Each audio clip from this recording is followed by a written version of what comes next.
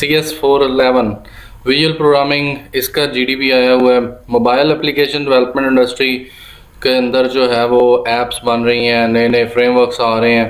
तो जब हमने मल्टी लैंग्वेजेस का कंबाइन करके एक दफ़ा ही कोड करना हो और वो रीयूजेबल कोड हो तो टाइम कम लगे, परफॉर्मेंस इन्हांस हो, रैपिड इन्वेंशंस हो रही हों, तो आप अगर इस पूरे सिनेरियो को सही तरह पढ़ें, मुझे कल पूरे दिन लगा है इसको, आज भी अभी भी मैं इस फैसले पे बहुत मुश्किल से पहुंचा हूँ कि कौन सी लैंग्वेज और कौन सा फ्रेमवर्क सूट करता है। यूज़र फ्रेंडली GUI होनी चाहिए, full access to any platform spectrum including platform specific capabilities. तो किस प्लेटफॉर्म पे उसको होना चाहिए, लाइब्रेरीज़ की सपोर्ट हो। लेकिन इसका मुझे पता था अहेड ऑफ टाइम कंपाइलेशन जो है वो किसके अंदर होती है, और जो टाइम स्टार्टअप टाइम किसका अच्छा है, increase memory sharing, improve performance. तो जब आप बात करते हैं ना, जब भी बात करेंगे कि मल्टी लैंग्वेजेस की सपोर्ट होनी चाहिए, मल्टी आर्किटेक्चर का सपोर्ट करनी है, तो फिर हाइब्रिड होगी। नेटिव लैंग्वेज तो वो थी जो सिर्फ एक के लिए बनाई जाती थी। एंड्रॉयड के लिए अलग बनाते थे, iOS के लिए अलग बनाते थे, विंडोज़ के लिए अलग बनाते थे, वेब के लिए अलग बनाते थे। तो ये जो नेटिव थी वो नेटिव इस तरह नहीं थी। अब उन्होंने कहा मोबाइल डिवाइसेस में हम एक ही कोड लिखें और वो सारों के लिए यूज़ हो जाए, सारी ऐप्स एक ही कोड से बन जाएं। लोग काफ़ी हैरान होते हैं फर्स्ट टाइम सुन के, मैं भी हैरान हुआ कि ऐसा भी हो सकता है, सोच ही नहीं रहे कि ऐसा हो सकता है। तो ऐसा पॉसिबल शुरू हो चुका है, पिछले 2-3 साल से इस पर गूगल काम कर रहा है। Hybrid application give me all these features जो ऊपर उसने बात की, इम्प्रूव परफॉर्मेंस, GUI, AOT किस में है, और मैं चूज़ कर रहा हूँ, I choose Flutter framework and the dot programming language. Flutter के अंदर, फ्लटर एक फ्रेमवर्क है, इसके रिलेटेड मेरे चैनल पे वीडियो पड़ी है, और डॉट प्रोग्रामिंग के रिलेटेड भी मेरे चैनल पे वीडियो पड़ी है, आप देख सकते हैं। डॉट प्रोग्रामिंग का एक ख़ास फीचर है, वो है अहेड ऑफ टाइम कंपाइलेशन। तो डॉट प्रोग्रामिंग जावा और सी शार्प की तरह की लुक लाइक है। फ्लटर के अंदर हम जो ऐप बनाते हैं वो अक्रॉस ऑल प्लेटफॉर्म चलती है। मतलब एक दफ़ा कोड लिखा, कंपाइल किया, टेस्ट किया, एक ही दफ़ा सारा कुछ होना है, एक ही कोड का, बार बार नहीं। नेटिव में हर चीज़ अलग अलग होती है, कोड भी अलग, टेस्ट भी अलग, रन भी अलग, ऐप जनरेशन भी अलग। इसमें क्या होता है, एक दफ़ा कोड करें, टेस्ट करें, और उसके बाद एक ही दफ़ा सारा कुछ होना है, और अहेड ऑफ टाइम कंपाइलेशन हो रही होती है।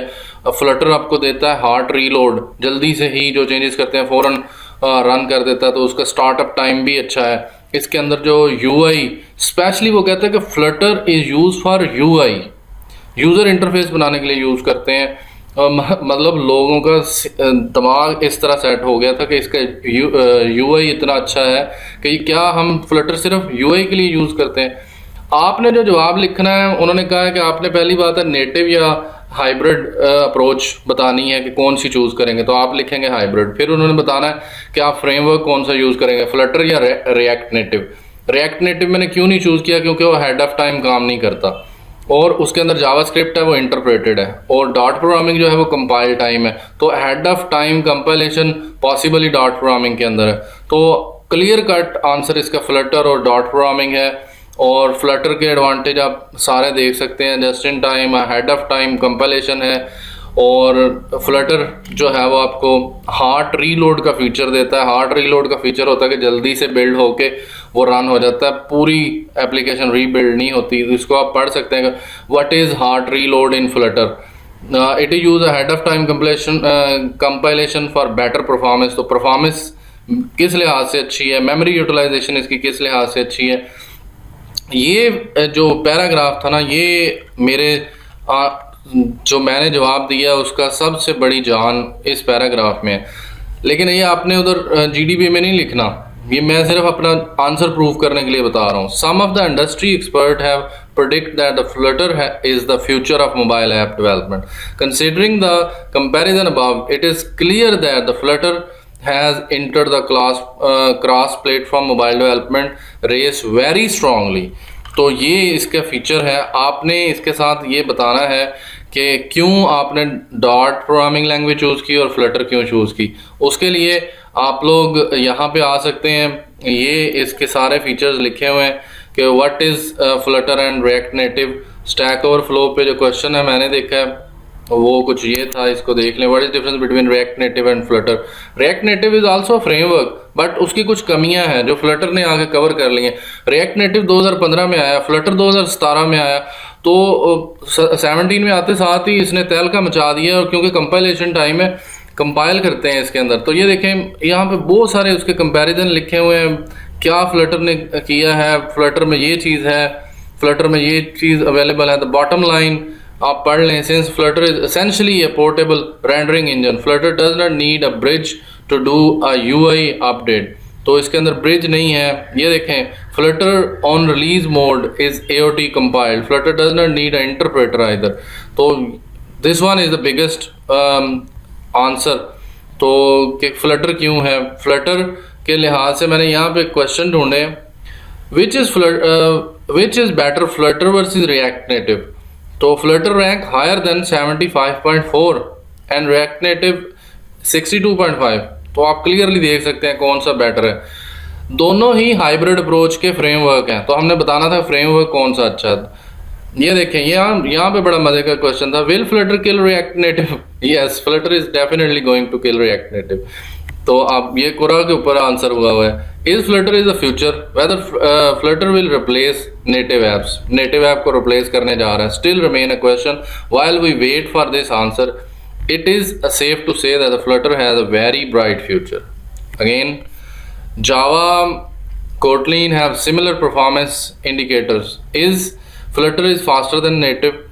नेटिव लैंग्वेज जो थी वो बहुत फास्ट थी क्योंकि वो एक के लिए बनाते थे, लेकिन फ्लटर थोड़ी सी स्लो है नेटिव से। लेकिन फ्लटर जो है वो क्रॉस प्लेटफॉर्म, इम्प्रूव परफॉर्मेंस और बेटर पोर्टेबिलिटी एंड और अहेड ऑफ टाइम कंपाइलेशन, ये सारा कुछ देने के बाद तब भी थोड़ी सी कम है नेटिव से, लेकिन फास्टर है। और रिएक्ट नेटिव से ये राउंड अबाउट 6 टाइम फास्टर है फ्लटर।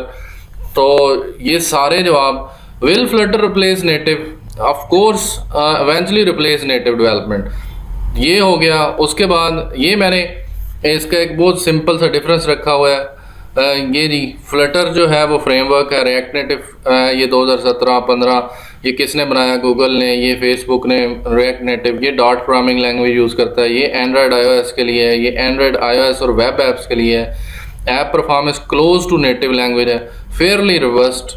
तो यस, ओपन सोर्स है दोनों, डॉक्यूमेंटेशन इसकी अवेलेबल है। यहाँ पे आपको एक क्लियर कट आंसर मिलता है कि वो क्यों नहीं है रिएक्ट नेटिव, क्योंकि AOT ahead of time compilation only available in Flutter, this was not available in React native. That's why मैं इस आंसर पे पहुंचा हूँ कि फ्लटर जो है वो बेटर चॉइस है इस GDB के लिए।